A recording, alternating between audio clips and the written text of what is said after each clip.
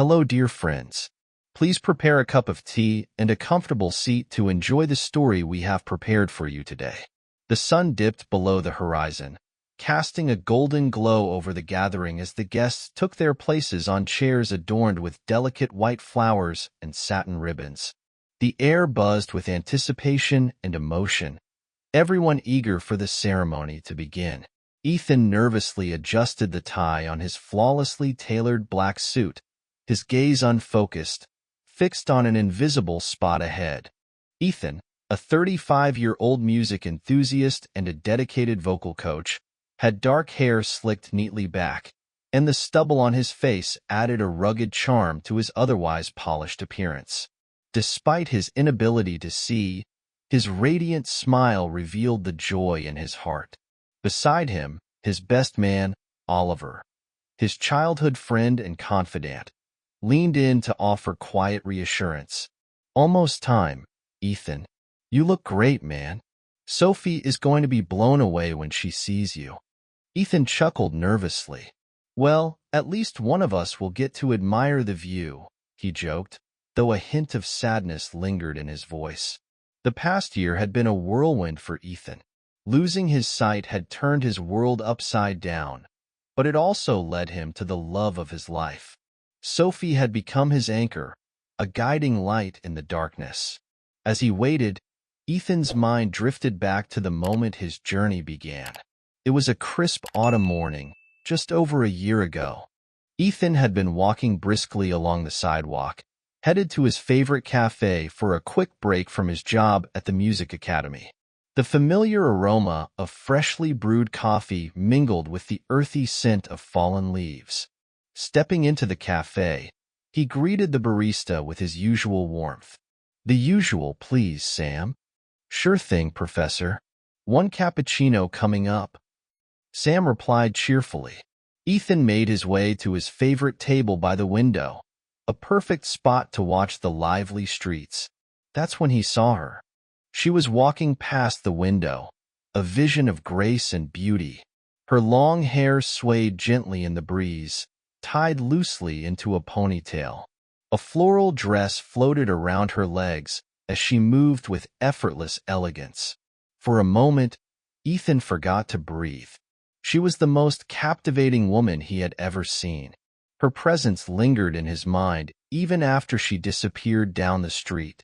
"Ethan, your coffee's ready," Sam called out, breaking his trance. Shaking his head, Ethan picked up his coffee, but the image of the mysterious woman stayed with him. In the days and weeks that followed, Ethan often spotted her at the same time, her presence always magical. On a bright, sunny morning, as he sat at his usual spot, his eyes were fixed on the street outside, hoping for a glimpse of her. "Seriously, Ethan?" Sam teased as he handed over the cappuccino. "You've been staring at that woman for weeks. At this point, you're starting to look like a stalker. Why don't you just talk to her?" Sam's teasing struck a chord. Gathering his courage, Ethan walked out of the cafe, his heart pounding in his chest as he scanned the bustling street for her familiar figure. Then, everything changed. A loud screech of tires on asphalt, a startled shout, and then darkness. When Ethan woke, he was in a hospital room, his body aching and his head throbbing. A heavy silence enveloped him. He blinked, trying to clear his vision, but only impenetrable darkness greeted him. A wave of panic surged. "Hello? Someone?" he called out, his voice trembling with fear. "Someone, please. I can't see." Ethan's voice trembled with fear. The following days were a blur of tests, consultations, and diagnoses. The doctors explained that his sudden vision loss was due to damage to the visual cortex caused by the accident's impact. While his eyes and optic nerves remained intact, the neurologist explained, the loss could be temporary or permanent. It depends on how your brain heals from the trauma. We'll start treatment to reduce brain swelling and begin rehabilitation sessions to stimulate recovery. Ethan heard the words, but they felt distant, as though spoken from a world he could no longer reach. a world of light and color that had been taken from him. In the midst of this darkness and despair, a gentle voice broke through. "Ethan," it called softly. For a moment, Ethan thought it might be his parents, but the voice was unfamiliar. "Hello." The voice came again, closer now. "My name is Sophie. I saw what happened. I was on the street when the accident occurred, and I was so worried. I just wanted to check on you." Ethan's heart raced at the sound of her voice. There was something in it, kindness, concern, that reached him deeply. "Hi, Sophie," he replied, attempting a small smile in her direction. "Thank you for coming. That's really kind of you." Sophie stepped closer, and Ethan caught a faint, floral scent. It was comforting, familiar. "How are you feeling?" she asked, her voice filled with compassion. Ethan hesitated. "Scared," he admitted. "The doctors think my vision loss might be temporary, but what if it's not?" A soft hand gently touched his. "Don't think that way," Sophie said firmly. "After witnessing that accident, I know you're strong. You'll get through this, whatever happens." Just then, a nurse entered with Ethan's lunch. Sophie didn't hesitate. She offered to help him eat, guiding his hand patiently and describing each item on the plate. That first visit marked the beginning of a deep, transformative connection. Sophie returned daily, bringing stories of the outside world, music to lift Ethan's spirits, and, most importantly, hope. When Ethan was discharged, Sophie remained a constant in his life. She helped him navigate his new reality, painting vivid pictures of the world with her words. Ethan learned that Sophie was a kindergarten teacher who loved her job. She spoke with enthusiasm about her students and their adventures. In return, Ethan shared his passion for music, often singing for her or explaining music theory with heartfelt enthusiasm. Over time, their friendship deepened into something undeniable. Ethan found himself eagerly awaiting Sophie's visits, his heart lifting at the sound of her laughter or her gentle descriptions of the world. Sophie, in turn, grew to admire Ethan's resilience and unyielding love for music, even in darkness. One quiet spring afternoon, sitting in a park near Ethan's home, surrounded by the sounds of children playing and the sweet scent of blooming flowers, Ethan's heart spoke. "Sophie," he said softly, turning toward her, "I know I can't see your face, but I feel like I've come to know every part of your soul. You've brought light into my life. When I was lost in my darkest moments, I realized something. I think I'm in love with you." Ethan's voice trembled, the weight of his confession hanging in the air. A silence followed, stretching into what felt like an eternity. Ethan's heart pounded in his chest, fear gripping him that he had made a mistake. Then, he felt Sophie's gentle hands on his face, and her lips met his in a tender, heartfelt kiss. "I love you too, Ethan," Sophie whispered as they parted.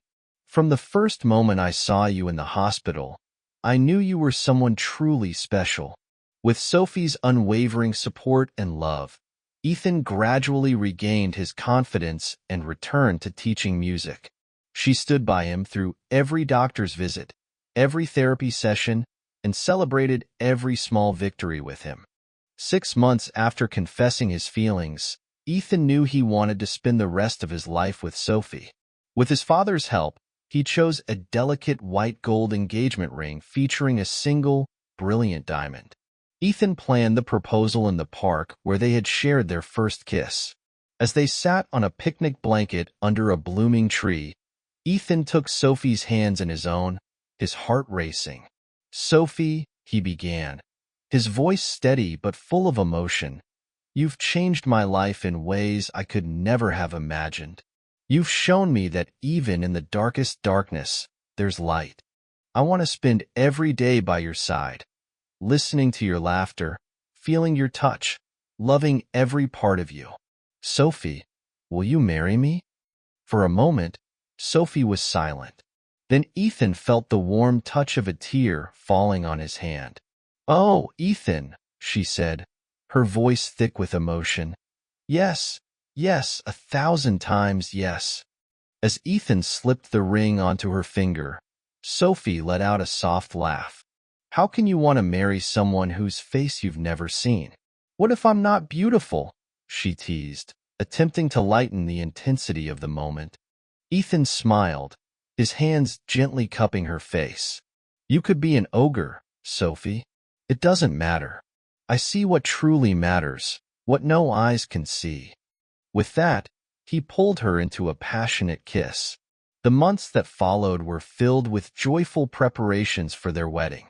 Ethan and Sophie wanted a simple ceremony surrounded by their closest friends and family. In the week leading up to the big day, Ethan began to notice something unusual. Occasionally, he would see brief flashes of light, fleeting shadows, and sometimes even indistinct shapes. He said nothing to Sophie or the doctors, not wanting to create false hope. Now, as he stood waiting for his bride, Ethan's heart raced with a mixture of nerves and anticipation. Suddenly, the music shifted, and the opening notes of the wedding march filled the air. A collective sigh of awe rippled through the guests. Ethan's perception changed. What had once been an endless void of darkness began to fill with light. At first, he could only make out blurred shapes and colors. But as the music swelled and the admiration of the guests grew louder, his vision became sharper. He blinked rapidly, hardly daring to believe what was happening. And then he saw her. Walking down the aisle, Sophie looked like a vision in her flowing white dress, which seemed to float around her like a cloud. Her hair was elegantly styled, adorned with tiny white flowers, and she carried a bouquet of white roses. Her radiant smile was directed straight at Ethan, her eyes filled with love. Tears streamed down Ethan's face as his world came alive again, not only with sight, but with the overwhelming love and joy of seeing the woman who had transformed his life. Ethan's face lit up with wonder. Though his vision was still blurry and hazy, he could make out the flowers lining the aisle, the smiling faces of the guests, and the golden glow of the setting sun. Most importantly, he could see Sophie. As Sophie reached, she sensed something had changed. Ethan's once vacant and unfocused eyes now gazed at her with an intensity that made her breath catch. "Ethan," she whispered, her voice trembling with emotion. With shaking hands, Ethan reached out, gently tracing her face. His fingers, which had been his eyes for so long, now confirmed what his recovering vision revealed. "Sophie," he said, his voice thick with tears. "It's you, the most beautiful woman I've ever seen." He paused, a smile breaking through his tears. "It was always you." Sophie looked at him, puzzled. "What do you mean?" Ethan let out a soft, tearful laugh.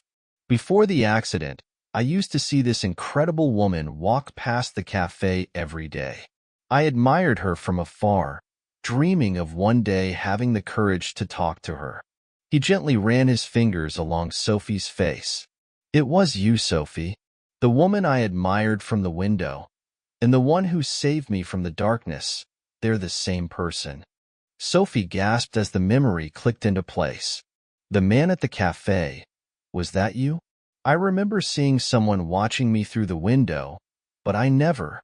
Ethan nodded, tears streaming down his face. "It's fate, isn't it? The day of the accident, I finally decided to talk to you. And look at us now." They both laughed softly, their tears of joy mingling. The officiant, visibly moved, cleared his throat gently. "It seems we have a miracle on our hands. Shall we continue?" Ethan and Sophie nodded, their eyes locked on each other, unable to look away. The ceremony continued, but for them, time seemed to stand still. Every vow, every promise carried an even deeper meaning. When they were finally pronounced husband and wife, their kiss was filled with gratitude, love, and a lifetime of promises. The guests erupted into applause, many wiping away tears as they celebrated the miracle they had just witnessed. As the night unfolded and the guests danced and rejoiced, Ethan and Sophie found a quiet moment to themselves. Hand in hand, they gazed at the starry sky, their hearts full of gratitude for the journey that had brought them together. "You know," Ethan said softly, "for the longest time, I thought losing my sight was the worst thing that could have happened to me. But now I realize it was the best." Sophie smiled, squeezing his hand. "And it brought me to you." Ethan laughed gently, pulling her close. Who would have thought? The mysterious woman from the cafe and the brave woman who saved me, they were one and the same. Sophie chuckled, leaning in for a kiss. Fate has a strange sense of humor, doesn't it? Certainly, Ethan agreed, holding her close. A few days later, Ethan's doctors conducted a series of examinations, declaring his recovery extraordinary. "It's truly remarkable," the neurologist explained. "It appears other areas of your brain have compensated for the function of the damaged visual cortex. Combined with the reduction in swelling and natural healing, your brain's neuroplasticity facilitated the restoration of visual pathways. Cases like yours are rare, but not unprecedented."